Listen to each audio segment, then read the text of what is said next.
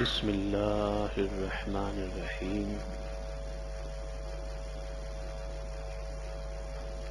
وہذا البلد الامین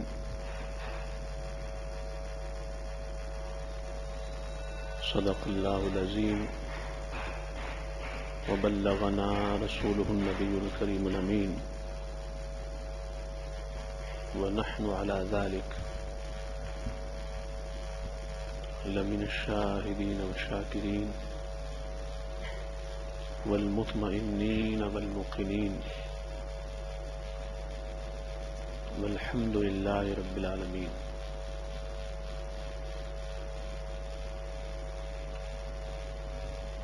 جیسا کہ معلوم ہے کہ آج کے جمعۃ المبارک کے خطاب کا موضوع ہے فضیلت کعبہ.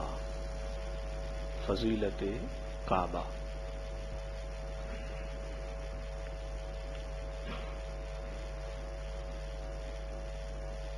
ہر مسجد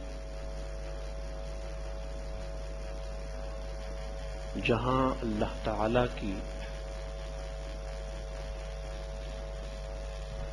عبادت ہوتی ہے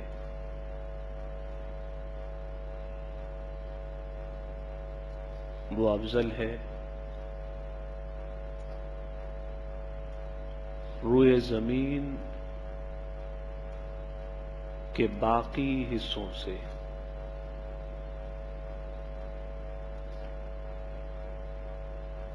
پھر ان سب کی فضیلت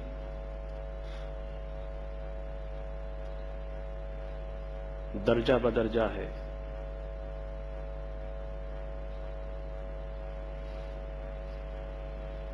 سب سے زیادہ فضیلت خانہ کعبہ کی ہے. اس کے بعد مسجد نبوی کی ہے. اس کے بعد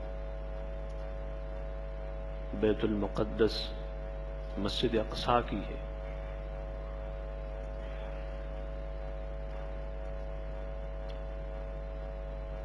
خانہ کعبہ کی فضیلت اور ایکسیلنس مختلف زاویوں سے اور مختلف حوالوں سے ہے.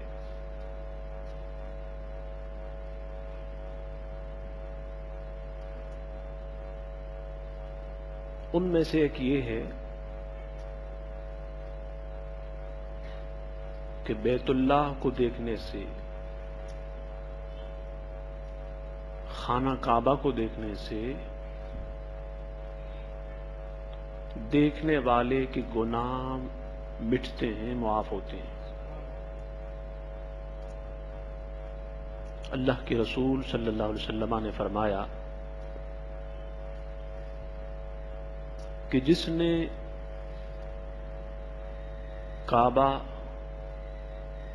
کا دیدار کیا، جس نے کعبۃ اللہ کو دیکھا،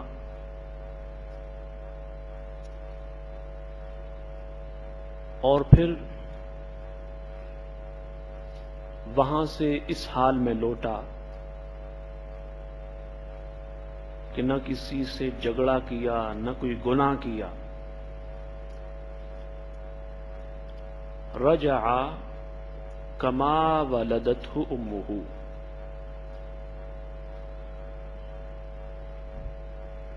تو دیدار کعبہ کے بعد وہ اس طرح لوٹے گا کہ آج اس کی ماں نے اسے جنا ہو.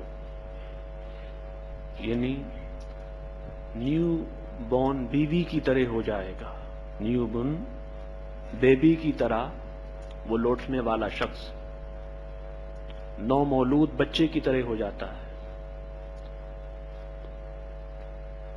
گناہوں سے پاک اور صاف ہو جاتا ہے.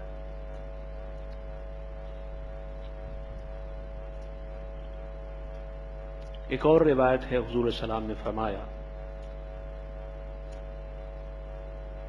کہ بیت اللہ پر، خانہ کعبہ پر اللہ تعالی کی 120 رحمتیں اترتی ہیں. ان میں سے 60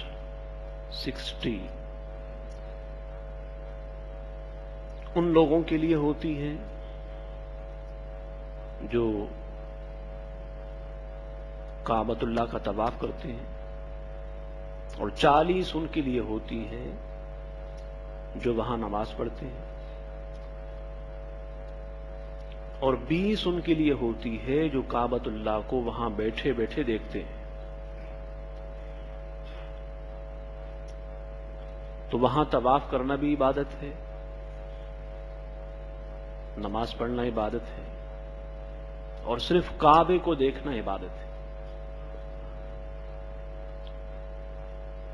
حدیث پاک میں ہے کہ النظر الی البیت الحرام عبادت، کہ بیت اللہ کو دیکھنا عبادت ہے. اور حضرت عطا رضی اللہ تعالیٰ عنہ جو تابعین میں سے ہیں، انہوں نے بیان کیا کہ النظر الی بیت اللہ یعدل عبادت سنۃ، کہ بیت اللہ کو دیکھنا 1 سال کی عبادت کے برابر ہے. یعنی جو ثواب عبادت کرنے والے کو 1 سال کی عبادت پہ ملتا ہے، وہ ثواب بیت اللہ کو دیکھنے سے ملتا ہے.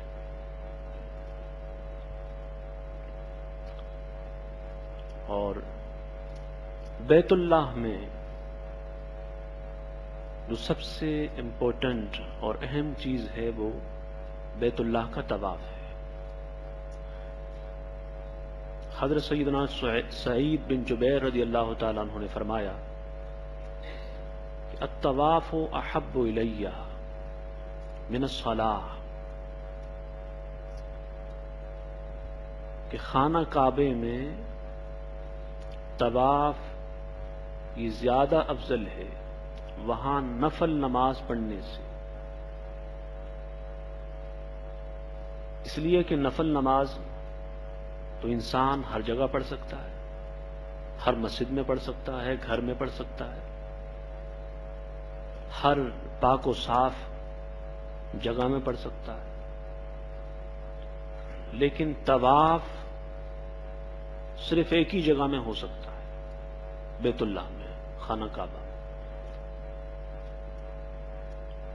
تو اس ریزن کی بنا پر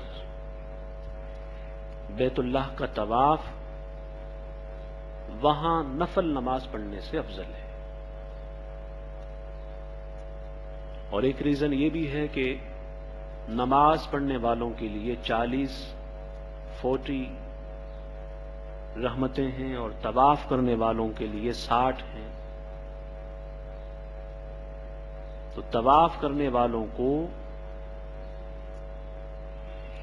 زیادہ اللہ تعالیٰ کی رحمتیں ملتی ہیں بنسبت وہاں نماز پڑھنے والوں کے.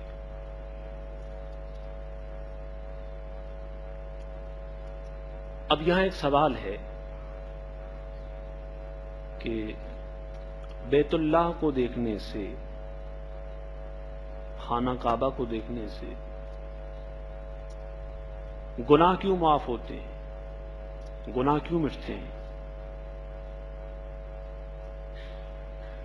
تو اصل میں دیکھنے والوں کو اللہ تعالی کی رحمت ملتی ہے، اور اللہ تعالی کی رحمت اور اللہ کی رحمت کا نور پھر انسان کے ان گناہوں کو مٹا دیتا ہے. دیکھنے سے اللہ کی رحمت نصیب ہوئی، اللہ کی رحمت کا نور نصیب ہوا، اور پھر اللہ کی اس رحمت نے اور اللہ کی رحمت کے اس نور نے گناہوں کو مٹا دیا.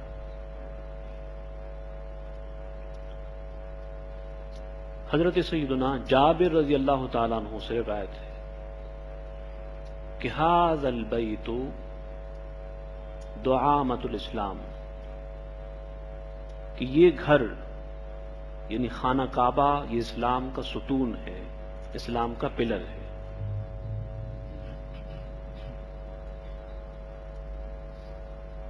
یعنی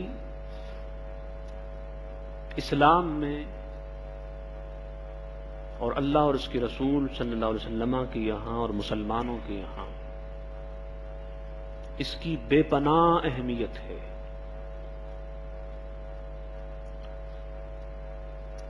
خود خانہ کعبہ کی جو عمارت ہے اس میں اللہ تعالی کی بے پناہ برکتیں ہیں، بے پناہ نور ہیں. اور ویسے خانہ کعبہ میں حجر اسود ہو، رکن یمانی ہو، مقام ابراہیم ہو، حتیم ہو، زمزم ہو، صفا مروہ ہو، سب اللہ پاک کی نشانیاں ہیں اور سب پہ اللہ تعالی کا نور برس رہا ہوتا ہے. اللہ تعالیٰ کے انوار و تجلیات بارش کی طرح برستے ہیں.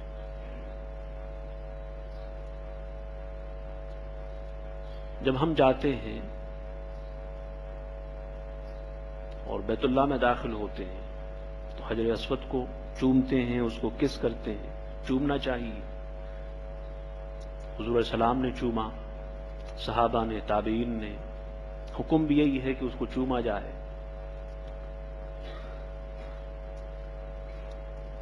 ابن حبان نے اور ابن خزیمہ نے اور دارمی نے، امام ابن حاکم نے حدیث بیان کی کہ حضور علیہ السلام نے فرمایا لہو عینان یبصر بہما، کہ حجر اسود کی دو آنکھیں ہیں اور ان آنکھوں سے وہ دیکھتا ہے. وَلَهُ لِسَانٌ يَنطِقُ بِهِ، اور حجر اسود کی ایک زبان ہے، اس سے وہ بولتا ہے. آپ میں سے کتنے ہیں جو حج ہو گئے ہیں، بار بار گئے ہیں؟ کبھی آپ نے آنکھیں دیکھی حجر اسود کی؟ کبھی اس کی زبان دیکھی، منہ دیکھا؟ نہیں دیکھا. اس لیے کہ آپ کے پاس وہ نگاہیں کہاں ہیں جو حضور علیہ السلام کی نگاہیں. ہمارے پاس وہ آنکھیں کہاں ہیں جو تاجدار کائنات کی.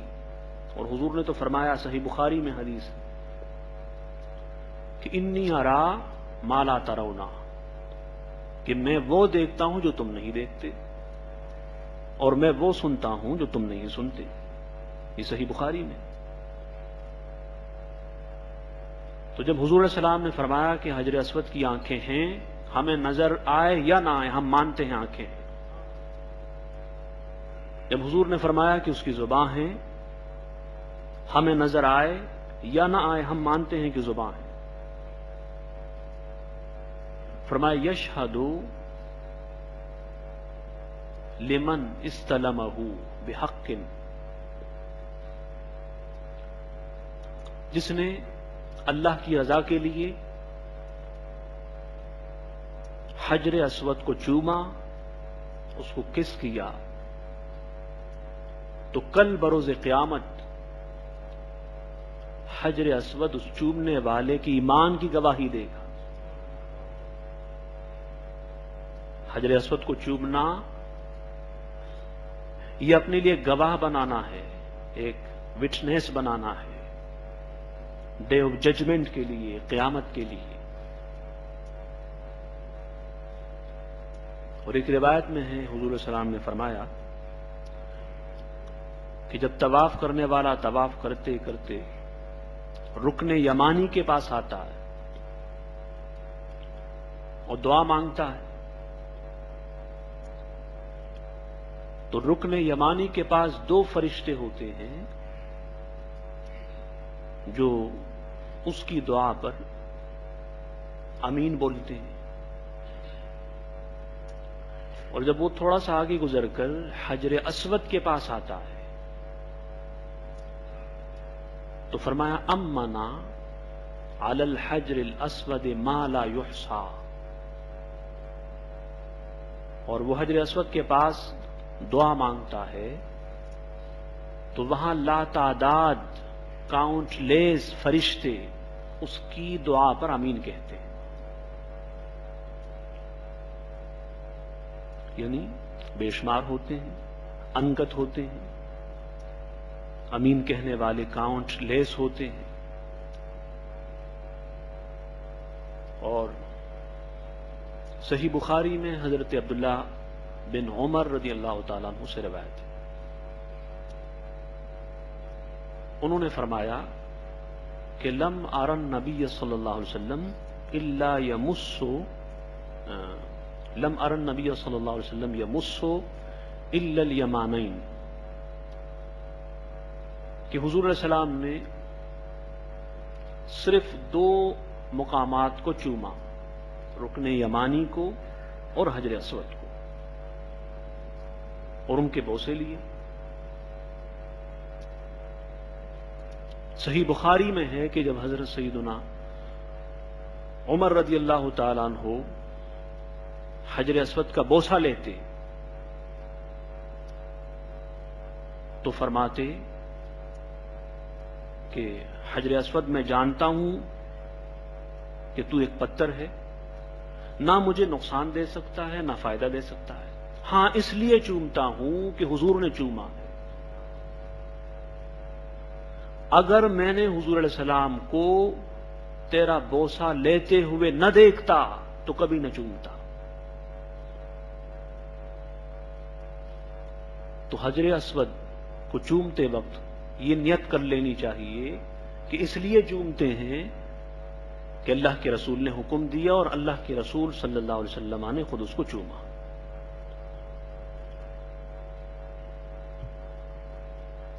صدیقہ کائنات ام المومنین سیدتنا عائشہ صدیقہ رضی اللہ تعالی عنہ سے روایت ہے، انہوں نے فرمایا کہ حضور علیہ السلام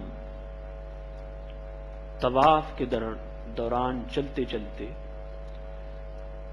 جب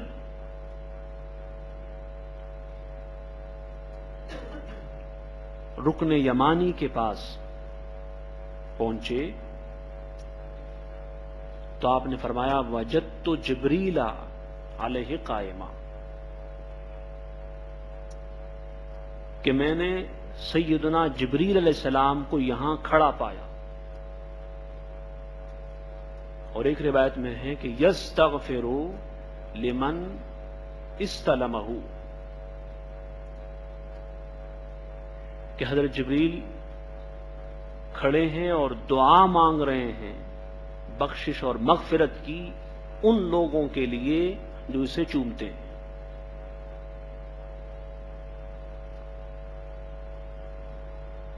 تو یہ حضور علیہ السلام کی نگاہ پاک ہے، حالانکہ طواف سب کر رہے تھے، صحابہ صحابیات سب تھے، لیکن جبریل امین کو دیکھنے والے فقط حضور تھے، اس لیے کہ حضور علیہ السلام کی نگاہیں اور حضور کی آنکھیں وہ ہیں جن جیسی نگاہیں اور آنکھیں انبیاء کی نہ ہوئی، عام تو عام ہیں۔ تو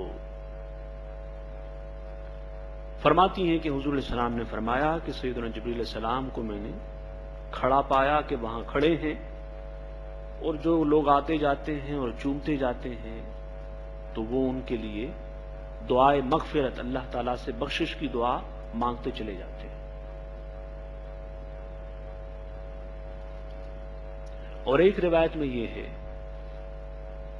کہ حضور علیہ السلام نے فرمایا وکل بہ 70 ملکا فمن قال اللہم قالوا آمین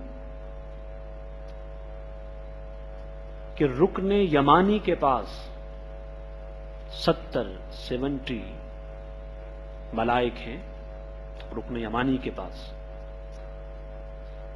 اور جب طواف کرنے والا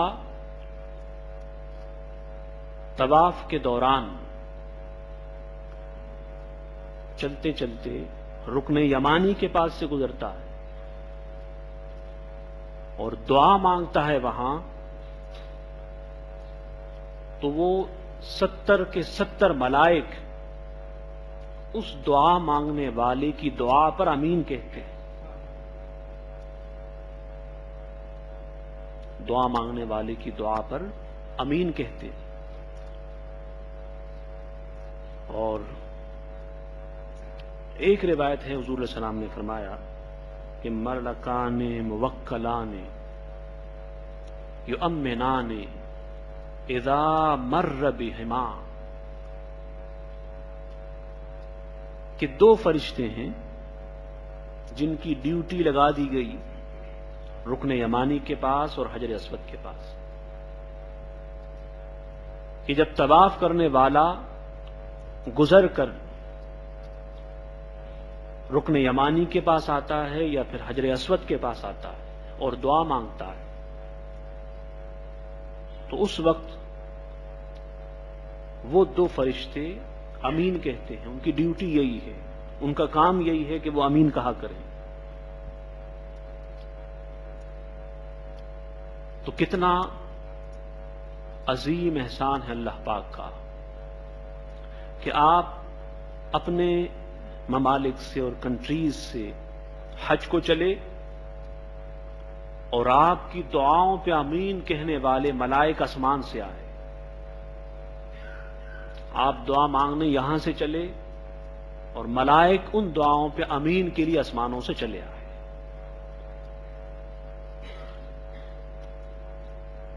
پھر ان مقامات میں سے جو بہت زیادہ امپورٹنٹ ہے، حتیم بھی ہے، اور آپ تقریباً سب جانتے ہیں کہ یہ حتیم، یہ خانہ کعبہ کا ایک ٹکڑا ہے، ایک پیس ہے۔ سیدہ کائنات ام المومنین سیدتنا عائشہ صدیقہ رضی اللہ تعالی عنہا نے حضور علیہ السلام سے ریکویسٹ کی کہ یا رسول اللہ صلی اللہ علیہ وسلم، میں کعبے کے اندر جانا چاہتی ہوں، میں کعبے کے اندر جانا چاہتی ہوں۔ تو آپ نے ارشاد فرمایا کہ آپ حتیم چلی جائیں، کیونکہ حتیم میں جانا کعبے میں جانا۔ اور ایک روایت میں یہ ہے کہ حضرت عائشہ نے عرض کیا رسول اللہ صلی اللہ علیہ وسلم، میں کعبے کے اندر نماز پڑھنا چاہتی ہوں، میری خواہش ہے کہ کعبے کے اندر نماز پڑھوں۔ تو حضور علیہ السلام نے فرمایا، عائشہ حتیم میں نماز پڑھ، فإنما هو قطعة یا قطعة من البیت، حتیم میں نماز پڑھ، اس لیے کہ حتیم میں نماز پڑھنا یہ کعبے کے اندر نماز پڑھنا ہے، کہ حتیم خود کعبے کا ایک ٹکڑا۔ اور پھر سامنے میزاب رحمت ہے، حدیث پاک میں آتا ہے حضور علیہ السلام نے فرمایا کہ یستجاب الدعاء تحت المیزاب، کہ میزاب رحمت کے پاس انسان جو دعا مانگتا ہے اپنے رب سے، اللہ سے، وہ دعا قبول ہوتی۔ تو خوب دعائیں مانگیں، حتیم کے پاس، حجر اسود کے پاس، رکن یمانی کے پاس، مقام ابراہیم کے پاس، اور زمزم کا پانی خوب پیئے۔ حضور علیہ السلام نے فرمایا کہ زمزم کا پانی طعام و طعمن، کھانے والے کے لیے کھانا ہے، وہ شفاء و سقمن، اور بیمار کے لیے علاج ہے۔ اور حضور نے یہ بھی ارشاد فرمایا کہ النظر فی زمزم عبادۃ وہی تحط الخطایا، کہ زمزم کے پانی کو دیکھنا بھی عبادت ہے.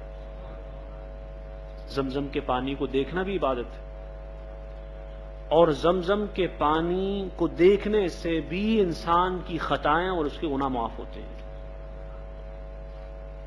کعبے کو تو دیکھنا ہے ہی عبادت، زمزم کا پانی جو ہے اس کو دیکھنا بھی عبادت ہے، اس کا پینا بھی عبادت ہے. اس کا دیکھنا بھی شفا ہے اور اس کا پینا بھی شفا ہے.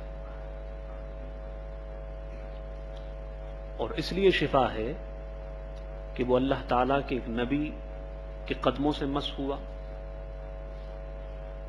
اللہ کے ایک نبی کے قدم کے بو سے اس پانی نے لی، تو وہ شفا بھی ہے، وہ علاج بھی ہے، وہ کھانا بھی ہے، وہ ذائقہ بھی ہے، وہ برکت بھی ہے، وہ نور بھی ہے، وہ عرفان بھی ہے. اللہ تعالیٰ سے دعا ہے کہ اللہ تعالیٰ ہم سب کو حج بیت اللہ کی اور خاص طور پہ خانہ کعبے کی فضیلت سمجھنے کی توفیق عطا فرمائے. وما علینا